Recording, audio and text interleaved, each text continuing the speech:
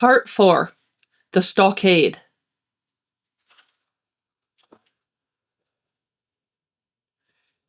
Chapter 16. Narrative continued by the Doctor. How the ship was abandoned. It was about 1:30, 3 bells in the sea phrase, that the 2 boats went ashore from the Hispaniola. The captain, the squire, and I were talking matters over in the cabin. Had there been a breath of wind, we should have fallen on the 6 mutineers who were left aboard with us, slipped our cable, and away to sea. But the wind was wanting. And to complete our helplessness, down came Hunter with the news that Jim Hawkins had slipped into a boat and was gone ashore with the rest. It never occurred to us to doubt Jim Hawkins, but we were alarmed for his safety. With the men and the temper they were in, it seemed an even chance if we should see the lad again. We ran on deck. The pitch was bubbling in the seams. The nasty stench of the place turned me sick. If ever a man smelt fever and dysentery, it was in that abominable anchorage. The 6 scoundrels were sitting grumbling under a sail in the forecastle. Ashore we could see the gigs made fast, and a man sitting in each, hard by where the river runs in. One of them was whistling Lily Bolero.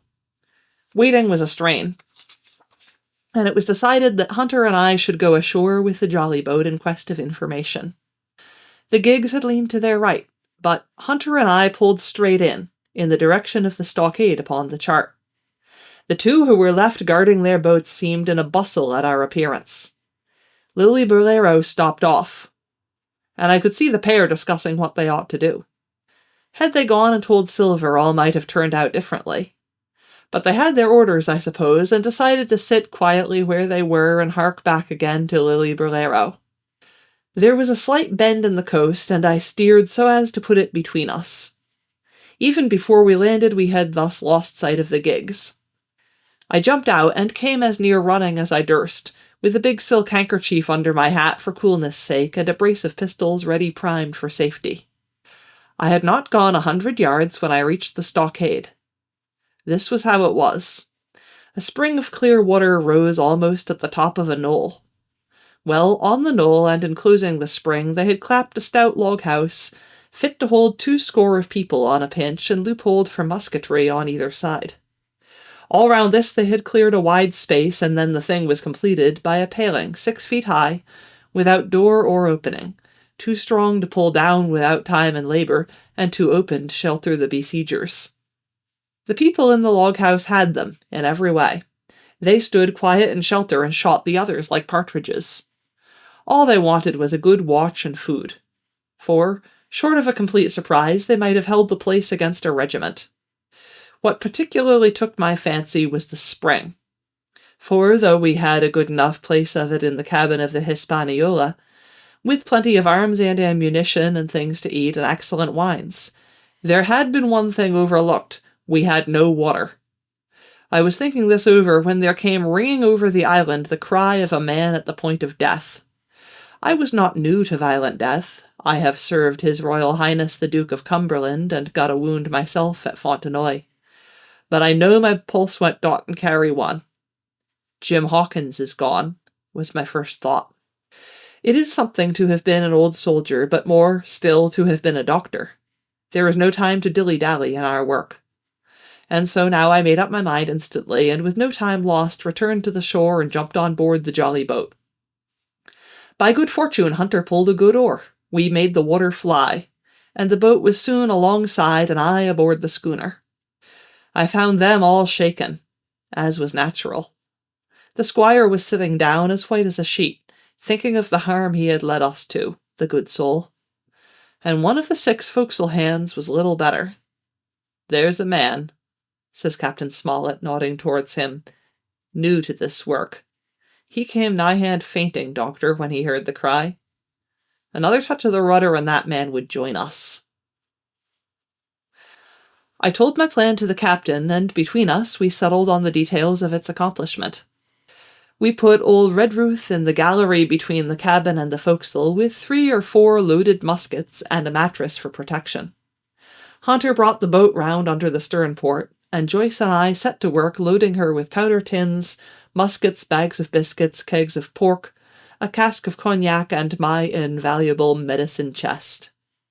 In the meantime, the squire and the captain stayed on deck, and the latter hailed the coxswain, who was the principal man aboard. "Mr. Hands," he said, "here are two of us, with a brace of pistols each. If any one of you six make a signal of any description, that man's dead." They were a good deal taken aback, and after a little consultation, one and all tumbled down the fore companion, thinking no doubt to take us on the rear. But when they saw Redruth waiting for them in the sparred galley, they went about ship at once, and a head popped out again on deck. "Down, dog!" cries the captain. And the head popped back again, and we heard no more for the time of these 6 very faint-hearted seamen.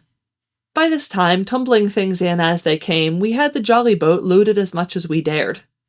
Joyce and I got out through the stern port, and we made for shore again as fast as oars could take us. This second trip fairly aroused the watchers alongshore. Lily Bolero was dropped again, and just before we lost sight of them behind the little point, one of them whipped ashore and disappeared. I had half a mind to change my plan and destroy their boats, but I feared that Silver and the others might be close at hand, and all might very well be lost by trying for too much. We had soon touched land in the same place as before, and set to provision the blockhouse. All 3 made the first journey, heavily laden, and tossed our stores over the palisade. Then, leaving Joyce to guard them, 1 man to be sure, but with half a dozen muskets, Hunter and I returned to the jolly boat and loaded ourselves once more. So we proceeded without pausing to take breath till the whole cargo was bestowed, when the 2 servants took up their position in the blockhouse, and I, with all my power, sculled back to the Hispaniola. That we should have risked a second boatload seems more daring than it really was. They had the advantage of numbers, of course, but we had the advantage of arms. Not one of the men ashore had a musket, and before they could get within range for pistol shooting, we flattered ourselves we should be able to give a good account of a half-dozen at least.